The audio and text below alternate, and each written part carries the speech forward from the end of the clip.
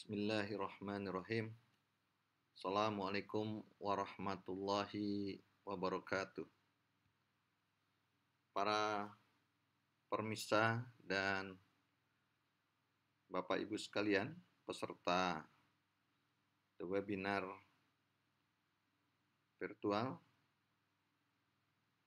workshop yang diselenggarakan oleh pengurus besar PGRI dalam rangka memperingati hari ulang tahun PGRI yang ke-75 dan sekaligus Hari Guru Nasional tahun 2020.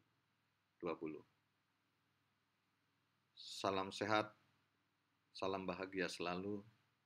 Semoga kita terhindar dari paparan COVID-19. Dalam kesempatan ini, kita akan membahas tentang penelitian tindakan kelas yang terbagi dalam 5 pertemuan, dan dalam kesempatan ini kita akan membahas tentang konsep penelitian tindakan kelas. Jadi sebelum kita menginjak tentang bagaimana itu PTK dan mengapa kita melakukan PTK misalnya, dan bagaimana cara merancangnya dan seterusnya, terlebih dahulu kita kenali dulu apa itu penelitian tindakan kelas. Ya. Para pemirsa dan hadirin sekalian yang berbahagia,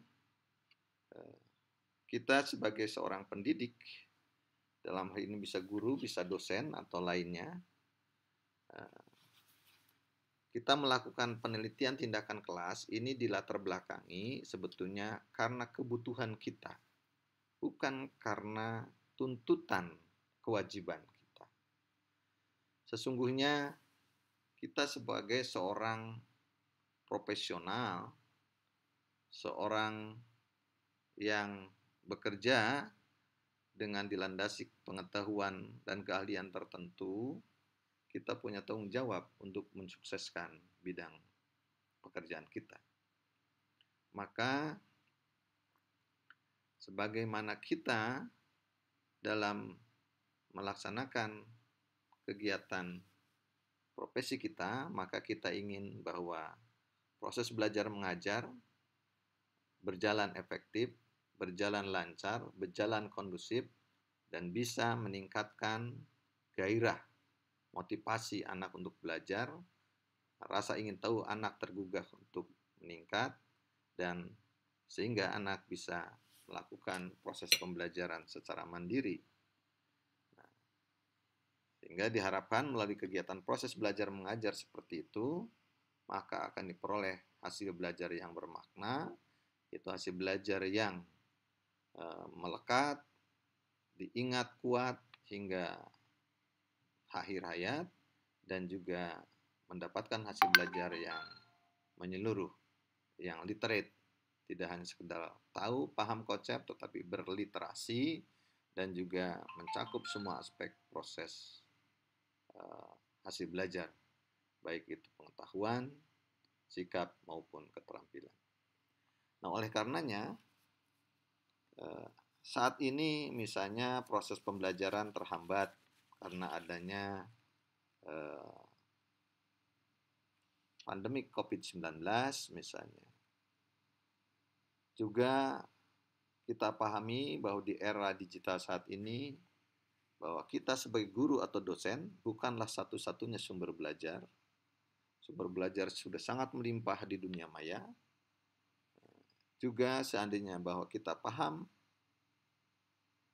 kalau kita dapatin misalnya mengamati peserta didik, murid yang kurang bergairah, kurang tertarik dalam proses belajar, menunjukkan bahwa proses belajar di kelas ini tidak menyenangkan dan membosankan.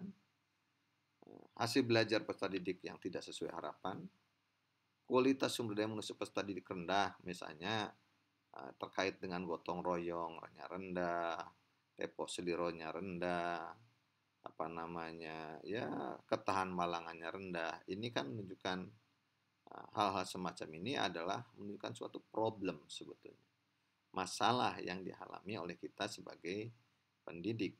Maka menghadapi suasana yang seperti ini, proses belajar yang terhambat karena COVID, adanya sumber bahan ajar yang melimpah di selain guru atau dosen, suasana belajar di kelas membosankan, hasil belajar tidak sesuai harapan, kualitas sumber daya manusia statistik rendah, dan lain-lain, kita tidak akan tinggal diam. Kita pasti melakukan suatu action, suatu tindakan. Ya, untuk apa tindakan itu? Mengantisipasi atau menanggulangi persoalan yang dihadapi. Bagaimana proses pembelajaran yang terhambat oleh COVID-19? Tidak boleh tatap muka, maka guru berinisiatif untuk melakukan PJJ, melakukan daring. PJJ daring juga terhambat, guru melakukan aktivitas, misalnya membuat PJJ luring. PJJ luring juga terhambat karena aspek anak kurang paham kalau tanpa ketemu guru, maka beberapa guru melakukan inovasi, mengadakan model pembelajaran guling, guru keliling, di mana guru keliling mendatangi kelompok-kelompok peserta didik di lingkungannya. Sehingga dengan kondisi kelompok-kelompok itu, maka tingkat kerumunan menjadi tidak tinggi, dan penyebaran COVID insya Allah bisa dicegah, dan proses belajar mengajar juga tetap jalan. Nah, melalui tindakan-tindakan yang dilakukan guru atau kita sebagai pendidik, maka diharapkan akan terjadi optimalisasi proses belajar mengajar dan hasil belajar. Inilah sebetulnya yang melatar belakangi adanya PTK. Sehingga dengan demikian, dalam rangka memahami konsep apa itu PTK, apa itu penelitian tindakan kelas, maka kami mencoba menawarkan ada dua konsep. Secara umum, konsep deduktif ada ditawarkan dalam skema 2. Bahwa kita bicara secara umum penelitian dulu. Apa itu penelitian? Penelitian atau research. Cari, kembali, search mencari, berarti research adalah mencari kembali. Mencari kembali apa? Mencari kembali informasi-informasi, mencari kembali data-data, mencari kembali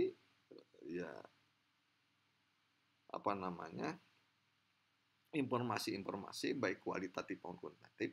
Dalam rangka apa? Dalam rangka kita menjawab suatu masalah, dalam rangka kita memecahkan suatu masalah. Itulah hakikatnya penelitian. Nah, setelah diketahui konsep penelitian dari berbagai jenis, ternyata berdasarkan ciri-cirinya, penelitian banyak ragamnya. Salah satu bentuk penelitian itu adalah ada yang disebut dengan action research atau penelitian tindakan kelas. Penelitian tindakan kelas adalah sebuah penelitian yang di dalamnya ada treatment, ada perlakuan yang diberikan pada subjek penelitian. Nah, subjek penelitian bisa manusia, bisa hewan, ya, bisa juga sesuatu yang pokoknya hidup, yang melakukan reaktif terhadap aksi yang diberikan oleh si peneliti. Nah, di antara bentuk penelitian tindakan atau action research itu ada yang dilakukan oleh seorang profesional, di mana profesional itu dia punya lingkup kerjanya adalah kelas. Ya, maka kemudian penelitian tindakan ini disebut dengan classroom action research atau penelitian tindakan kelas. Siapa yang memiliki wilayah kerja seorang profesional yang wilayah kerjanya kelas? Adalah pendidik, guru atau dosen. Memahami ini jadi memang kalau kita memahami apa itu PTK dari konsep skema 2 ini, jadi sangat teoretik sekali. Seakan-akan PTK itu sesuatu yang jauh dari dunia kita. Seakan PTK itu sesuatu yang melakukan PTK adalah sesuatu yang menuntut waktu tambahan, menambah pekerjaan, mengganggu pekerjaan dan seterusnya. Tapi sesungguhnya yang real yang harus dilakukan oleh ibu bapak sebagai guru atau dosen atau pendidik lainnya, yang benar untuk PTK adalah harus kita jawab hakikatnya seperti skema 1. Begitu kan Pak Catur ya? Oh iya, Pak Catur, terima kasih. Pak Catur tadi sudah menemani saya di sini, maka kita sekarang saya sendiri lagi. Dalam skema 1, Ibu Bapak dan hadirin sekalian, bahwa sebagai seorang profesional, siapapun, profesional itu artinya orang yang punya pekerjaan dan pekerjaannya merupakan profesi. Tidak semua pekerjaan itu profesi ya. Ada pekerjaan itu profesi, ada syarat-syaratnya. Nah, seorang profesional tentunya punya tanggung jawab untuk menghasilkan karya dan pekerjaannya itu optimal. Karya pekerjaannya itu memenuhi target-target harapan. Seorang dokter tentunya kapasitas sebagai profesional, maka dia ingin bisa melakukan layanan pengobatan terhadap pasiennya dengan baik, efektif, dan produktif gitu, serta efisien. Seorang misalnya katakanlah pengacara juga sebagai profesional, dia ingin memberikan layanan terhadap kliennya dengan cepat, tepat, efektif, dan berdaya guna. Seorang pedagang juga misalnya, kapasitasnya dia sebagai orang profesional misalnya, maka dia ingin supaya dalam upaya tradingnya itu menghasilkan revenue atau pendapatan yang tinggi, sehingga diharapkan mendapatkan margin yang tinggi pula. Nah, pada saat seorang pedagang misalnya, contoh saja di era pandemi seperti sekarang ini, dia berjualan misalnya, membuka suatu toko, nah, pendapatannya menurun karena banyak orang yang tidak mau datang ke tokonya, sehingga tidak ada yang transaksi yang banyak di tokonya, maka tentunya seorang pedagang tadi tidak akan tinggal diam. Dia mencoba melakukan terobosan, melakukan suatu alternatif tindakan, action tertentu yang dapat menambah omsetnya. Misalnya, proses penjualannya yang tadinya dia statis, dia pasif, menunggu customer datang ke tokonya, nah sekarang dia mencoba dengan pendekatan ofensif, misalnya mencoba menawarkan produk melalui daring, melalui dunia maya misalnya. Nah, melalui dunia maya ini sehingga dia layani proses penjualan melalui online, tidak lagi offline, tidak harus tatap muka. Nah, tentunya upaya melakukan penjualan dengan online itu adalah contoh tindakan yang dibuat oleh seorang pedagang. Nah, kalau kita sebagai seorang guru atau pendidik misalnya, di era pandemi saat ini, di mana proses belajar mengajar terhambat, terhenti bahkan di awal-awal pandemi itu, padahal kita sebagai seorang profesional, maka proses pembelajaran terhenti berarti ada suatu tanggung jawab kita yang tidak terlaksanakan. Apa tanggung jawab kita? Mendidik anak bangsa, mendidik murid-murid kita. Murid-murid kita itu menjadi tanggung jawab moral kita yang nanti akan diminta pertanggungjawabannya. Begitu. Maka kita akan berupaya bagaimana caranya agar proses pembelajaran terhadap peserta didik kita, terhadap murid-murid kita bisa jalan. Misalnya kita melakukan upaya pembelajaran jarak jauh, melalui pembelajaran dengan online, dengan daring.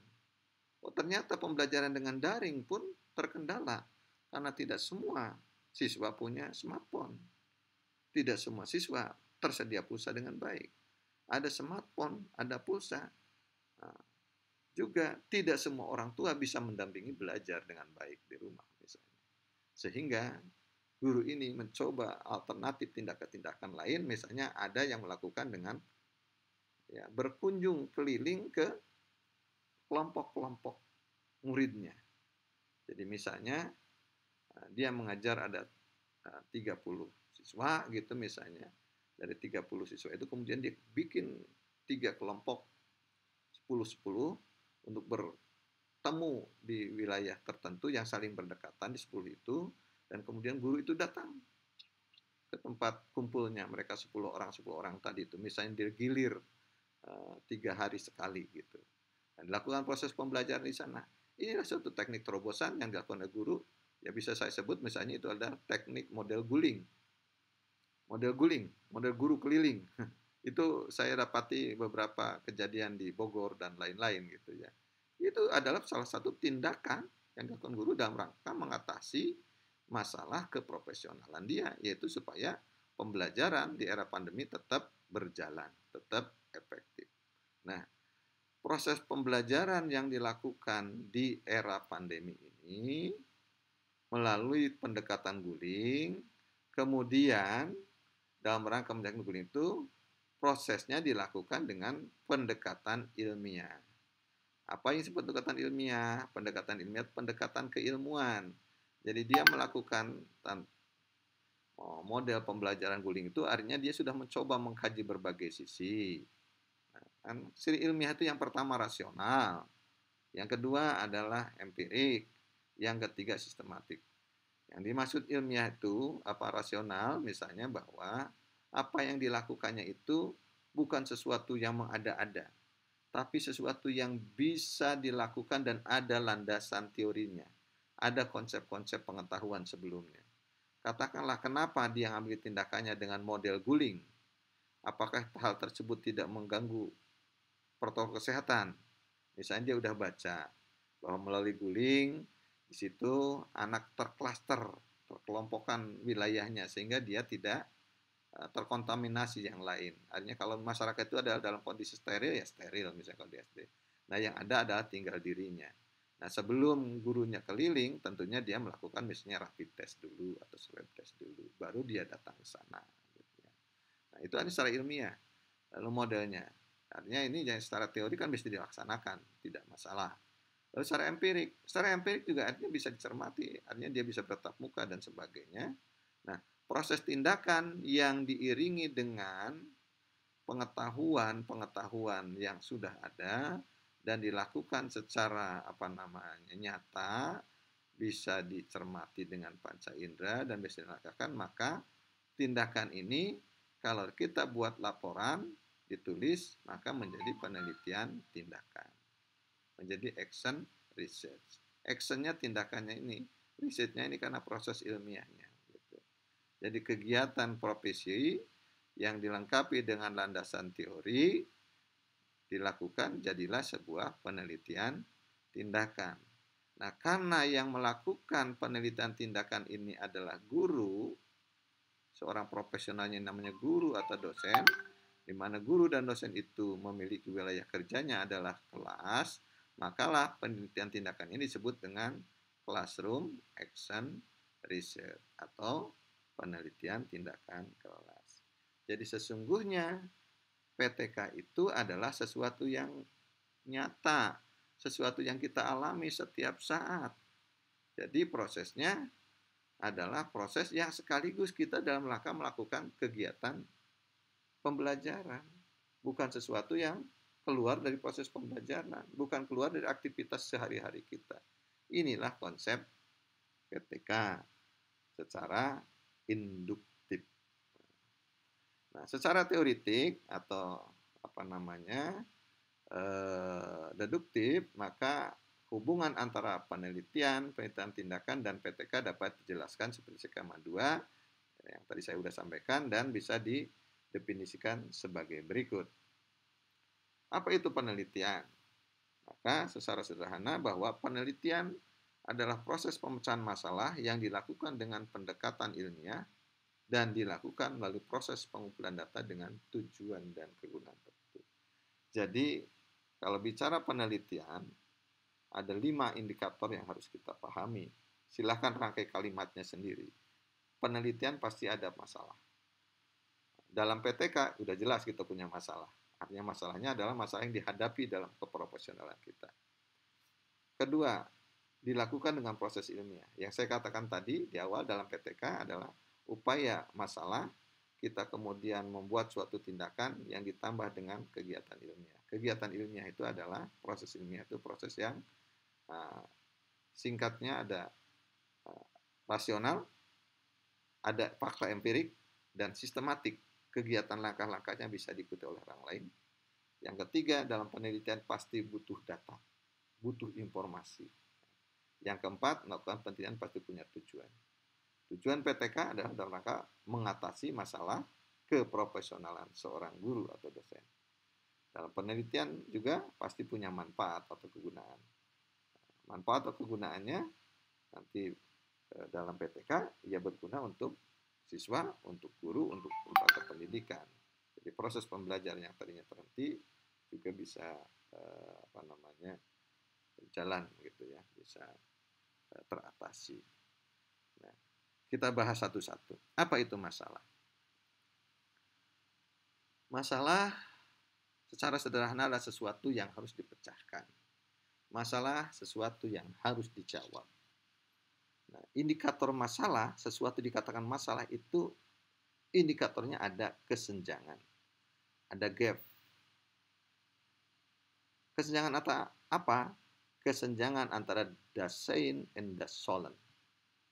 Kesenjangan antara harapan dengan kenyataan.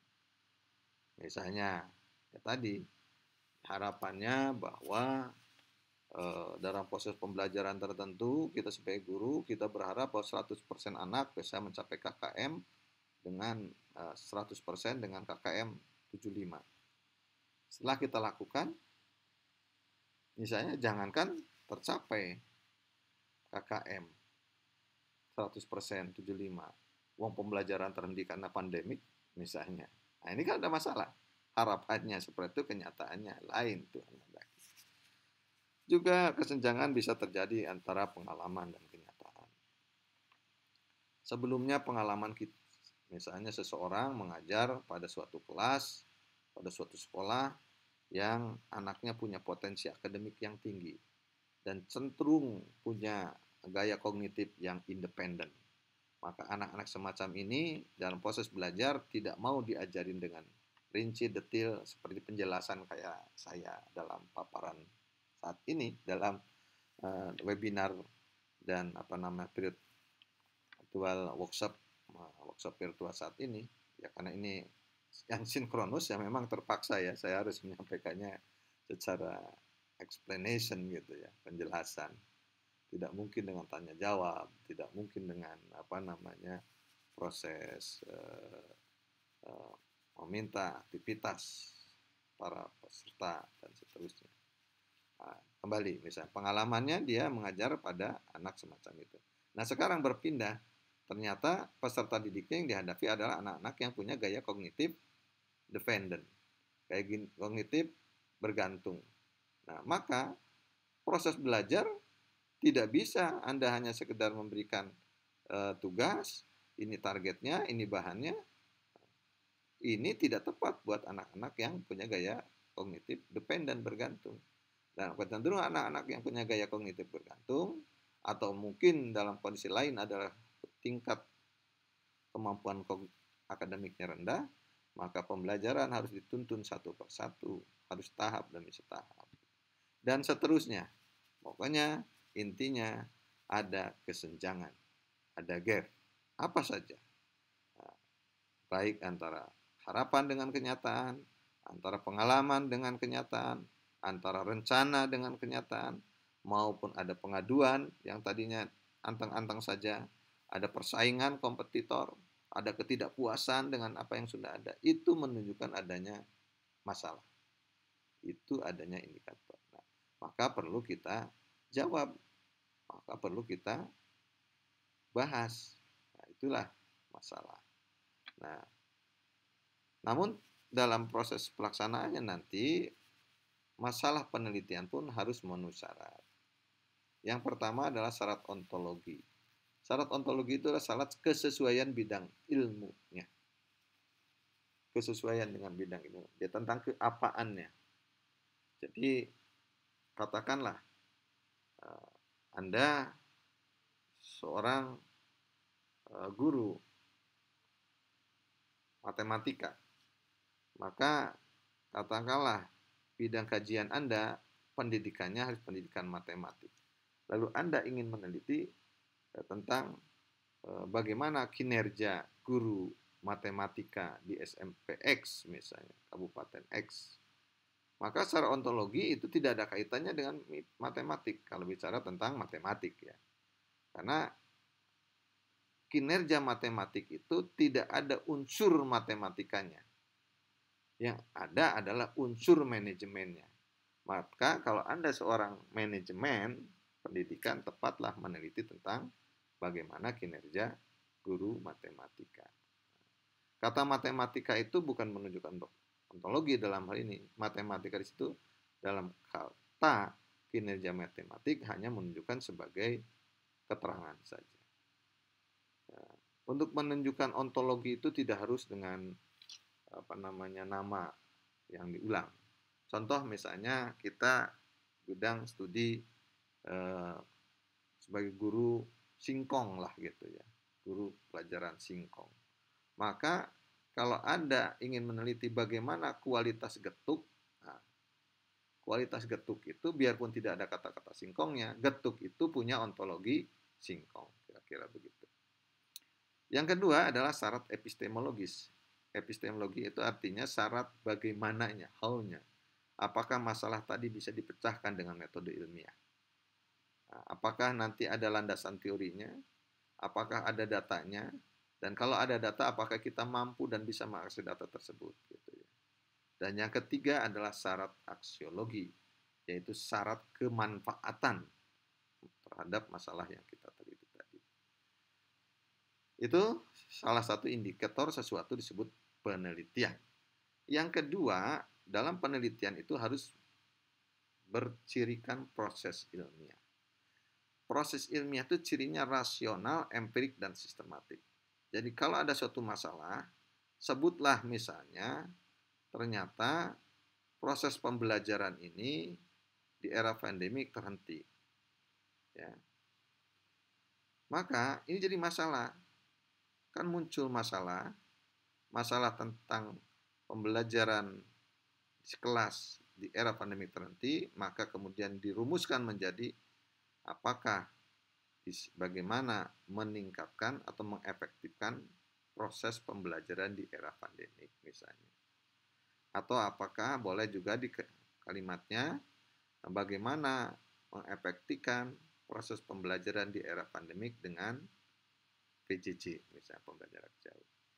Nah, masalah ini tentunya bisa dipecahkan dengan proses ilmiah. Proses ilmiah itu yang pertama adalah adanya aspek rasional. Rasional itu artinya sesuatu yang masuk akal, sesuatu yang logik, sesuatu pengetahuan terdahulu. Nah, jadi terhadap bagaimana efektivitas pembelajaran di era pandemik dengan PJJ, artinya bahwa tentang konsep PJJ itu sudah ada. Ya. Tentang model-model apa sih misalnya pandemi COVID-19 pengetahuan sudah ada.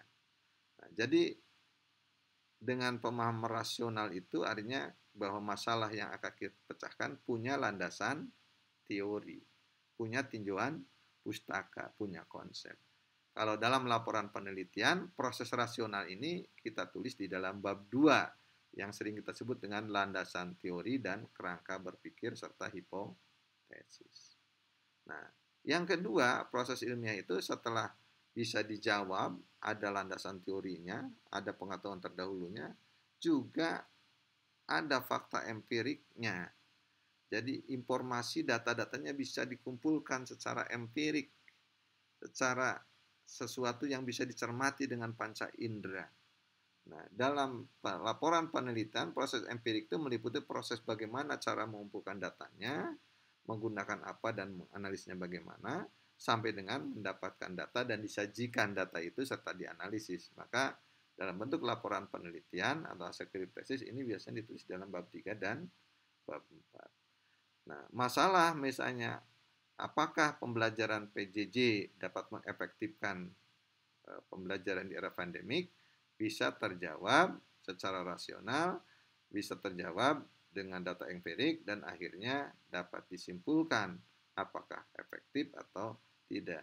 Nah, itu kira-kira proses ilmiah.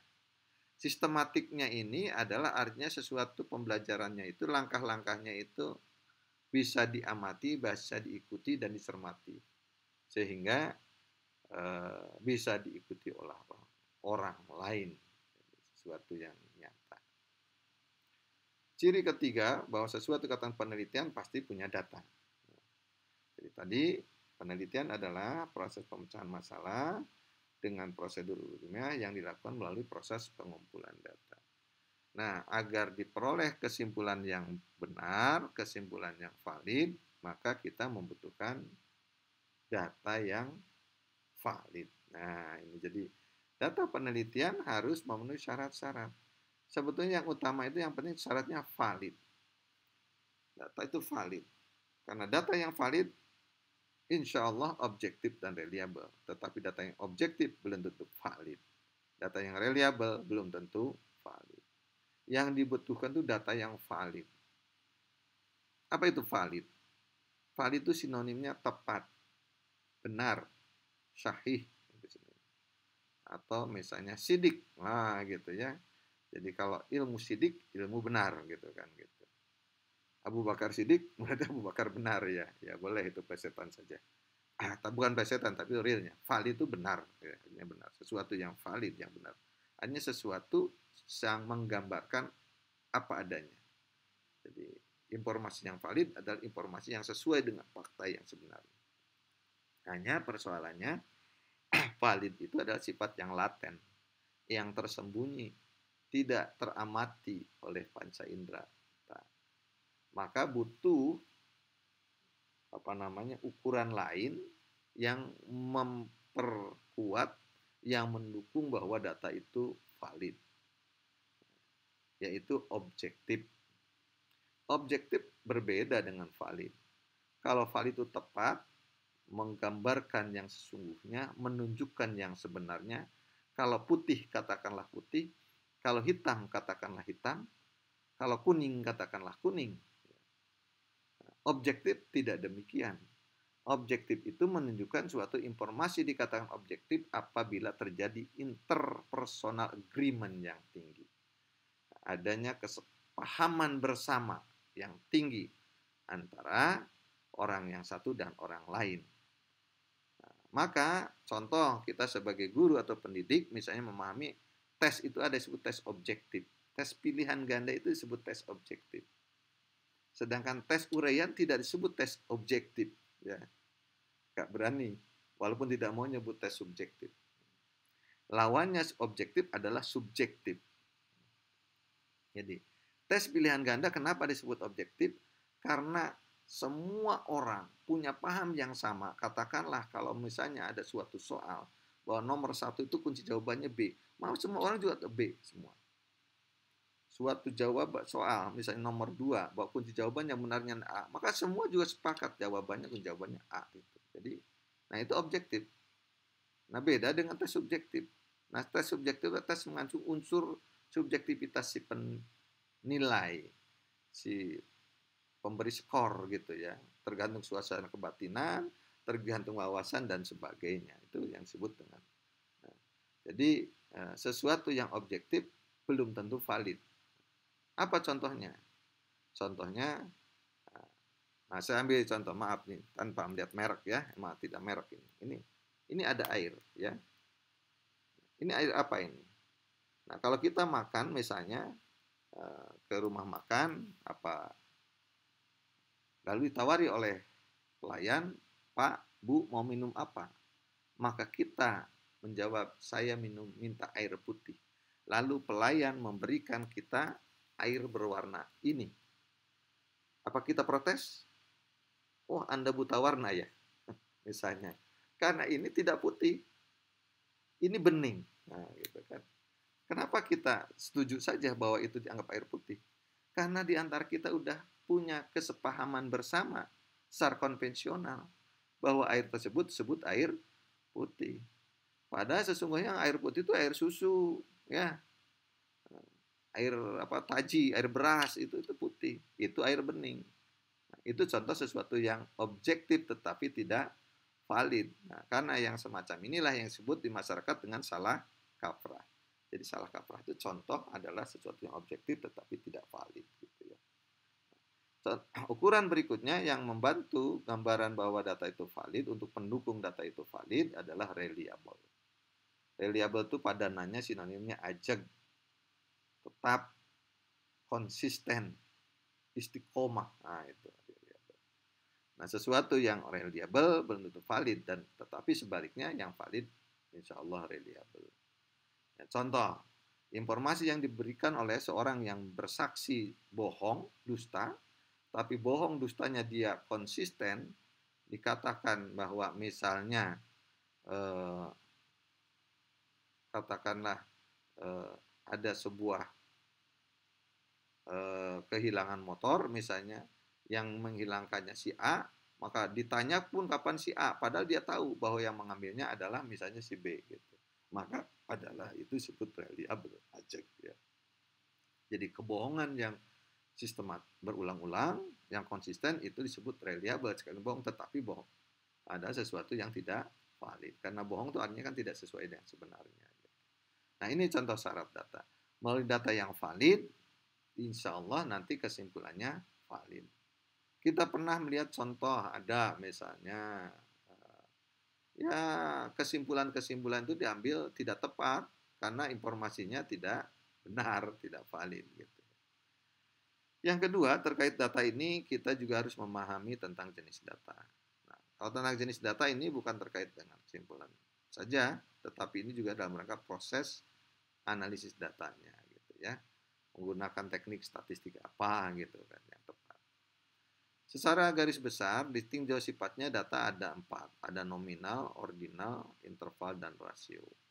Sedangkan secara banyaknya varian, maka data itu dikelompokkan data kategorik dan numerik. Data kategorik itu data yang variannya terbatas. Variannya terbatas. Sedangkan data numerik itu adalah data yang variannya tidak terbatas. Jenis-jenisnya tidak banyak. Data kategorik berasal dari data nominal atau ordinal. Apa contohnya? Jenis kelamin. Jenis kelamin itu ada data kategorik karena hanya ada laki-laki dan perempuan. Agama itu kategorik karena ada Islam, Kristen, Protestan, Buddha, Hindu, Konghucu misalnya. Ya. Data golongan darah itu termasuk data kategorik. Tingkat pendidikan ada SD, SMP, SMA itu kategorik. Nah, tapi kategorik dari ordinal. Jadi kalau nominal itu hanya bisa dibedakan saja, kalau data nominal itu selain bisa dibedakan juga bisa diurutkan. Contohnya tadi apa namanya tingkat pendidikan, pangkat kepegawaian, misalnya ada golongan 1, 2, 3, 4. Jabatan fungsional guru, guru pratama, guru muda, guru madya, guru dewasa itu contoh data ordinal. Nah, data-data yang ordinal maupun nominal termasuk data kategorik. Termasuk nanti Anda misalnya model pembelajaran. Model pembelajaran itu kategorik karena bisa dipilah-pilah saja. Ada jenis-jenisnya ya kira-kira gitu. Sedangkan data yang tidak ada jenis-jenisnya, hasil pengukuran itu disebut data numerik apa berasal dari data interval atau rasio. Cirinya kalau data nominal tadi hanya bisa dibedakan, data ordinal selain dibedakan bisa diurutkan. Nah, naik data interval itu selain bisa dibedakan, bisa diurutkan, juga punya jarak antar data satu dengan data lain. Punya interval. Interval itu punya jarak yang sama. Ya. Sedangkan data rasio selain bisa dibedakan, bisa diurutkan, punya jarak atau interval, juga punya nilai nol mutlak. Punya nilai nol mutlak. Itulah data rasio. Ya. Nah, saya dalam nanti analisisnya, data interval, data rasio itu statistiknya sama saja. Ya. Jadi tentang apa namanya contoh-contoh data interval itu temperatur, suhu, ya itu interval. Karena tidak punya nilai nol mutlak. Termasuk data hasil belajar, misalnya pemahaman konsep, biologi, kemampuan pemecahan masalah fisika, ya, tentang kemampuan berpikir kritis, bahasa Inggris misalnya, itu juga sama. Itu data interval. Sedangkan data rasio adalah data-data yang punya nol mutlak, contohnya massa atau berat, ya gitu, atau tinggi, usia, dan seterusnya. Berikutnya, selain data, kemudian masalah dan ilmiah, Sesuatu disebut penelitian apabila memiliki tujuan. Dan yang kelima, memiliki kegunaan. Secara garis besar, penelitian memiliki 3 tujuan. Yang pertama adalah untuk menemukan. Yang kedua, untuk membuktikan. Dan yang ketiga adalah untuk mengembangkan. Oke, yang bagaimana tujuan penelitian menemukan? Ini biasanya kalau ditinjau dari paradigma penelitian kan ada penelitian kuantitatif, kualitatif. Maka penelitian yang bertujuan untuk menemukan itu biasanya penelitian kualitatif, termasuk penelitian eksploratif. Misalnya pertanyaan untuk menanyakan bagaimana atau apa penyebab timbulnya pandemi COVID-19 misalnya. Nanti kan harus dieksplor kira-kira. Atau misalnya ingin mengungkap unsur-unsur matematika apa saja yang ada motif batik kawung. Atau misalnya dari kebahasaan unsur-unsur atau nilai-nilai moral apa saja yang terkandung dalam cerita si bawang merah dan bawang putih itu misalnya. Itu biasanya menemukan ya. Nah, sedangkan membuktikan ini adalah penelitian kuantitatif biasanya. Ya, ini penelitian yang menggunakan hipotesis gitu ya. Misalnya lebih efektif mana antara model pembelajaran daring berbasis Zoom meeting dengan model pembelajaran berbasis Google, misalnya Google Meet dalam penyelenggaraan pembelajaran daring misalnya gitu. Nah, yang ketiga mengembangkan. Kalau mengembangkan ini juga termasuk penelitian kualitatif sebetulnya. Nah, model-model penelitian pengembangan ini adalah dengan pendekatan atau metode research and development ya. Gitu. Jadi yang ada dikembangkan menjadi lebih bagus atau termasuk juga mengkombinasikan sesuatu yang sudah ada menjadi bentuk yang baru. Nah, sementara kalau ditinjau dari kegunaannya, maka kegunaan penelitian juga ada 3. Untuk memahami masalah, memecahkan masalah, dan mengantisipasi masalah. Maka kalau ada penelitian tindakan kelas, katakan PTK, PTK itu bukan hanya memahami masalah, tetapi memecahkan masalah kegunaannya ya. Kalau dari tujuan berarti penelitian yang bertujuan membuktikan. Karena membuktikan benarkah treatment yang kalian lakukan, tindakan yang dilakukan dalam PTK itu bisa mengatasi masalah. Kalau memahami masalah itu umumnya ini penelitian. Ya bisa yang kuantitatif, bisa kualitatif. Penelitian ini kita sebagai peneliti tidak bisa melakukan apa-apa terhadap variabel terikat, tapi kita hanya memahami sehingga kita paling bisa menghindari atau mengoptimalkan. Contoh misalnya, Anda mau mencari seorang pekerja yang dalam rangka untuk bersih-bersih rumah lah misalnya, atau menata rumah supaya rapih, penata rumah atau penata desain apalah terserah lah misalnya. Hasil penelitian misalnya Anda mencoba adakah perbedaan kerapihan kerja antara orang yang berjenis kelamin laki-laki dengan orang yang berjenis kelamin perempuan. Dan ternyata hasil penelitian menunjukkan bahwa hasil kerja perempuan lebih rapi ketimbang laki-laki. Nah, hasil kesimpulan seperti ini kita tidak bisa melakukan suatu rekomendasi apapun untuk membuat orang menjadi perempuan semua atau jadi laki-laki semua. Karena hakikatnya laki-laki perempuan sudah terjadi dan tidak bisa diapa-apakan oleh kita. Maka permasalahan semacam ini kita hanya sebatas memahami. Sehingga dengan demikian kita hanya mampu menghindari kalau mungkin bisa dihindari dalam rangka rekrutmen tenaga pegawai untuk kerapihan kerja adalah lebih baiknya perempuan yang diangkat, jangan mengangkat laki-laki karena perempuan seperti itu. Itu yang disebut memahami masalah. Nah, yang ketiga adalah untuk mengantisipasi masalah. Kalau memahami masalah itu memang masalah sudah ada, pertama kita pahami memecahkan masalah-masalahnya sudah ada dan kita pecahkan. Mengantisipasi masalah ini masalahnya belum ada. Ini biasanya dilakukan dalam penelitian kebijakan. Maka kemudian membuatlah daftar peraturan, daftar perundang-undangan, aturannya. Kejadiannya belum terjadi kalau kita misalnya jika siswa nyontek nanti diberi skor kekurangan nilai misalnya 2 poin. Nah, nyonteknya itu belum terjadi. Nah, cuma kalau nanti terjadi siswanya nyontek, maka akan diberikan sanksi itu. Itulah kira-kira Ibu Bapak kalau kita bicara apa itu penelitian. Ya. Penelitian adalah sekali lagi merupakan proses pemecahan masalah yang dilakukan dengan pendekatan ilmiah melalui proses pengumpulan data dengan tujuan dan kegunaan tertentu. Jadi kita sudah bahas apa itu masalah, apa itu ilmiah, apa itu data, dan apa itu tujuan dan kegunaan penelitian. Nah, itu bicara penelitiannya. Apa itu penelitian kalau dikaitkan dengan penelitian tindakan?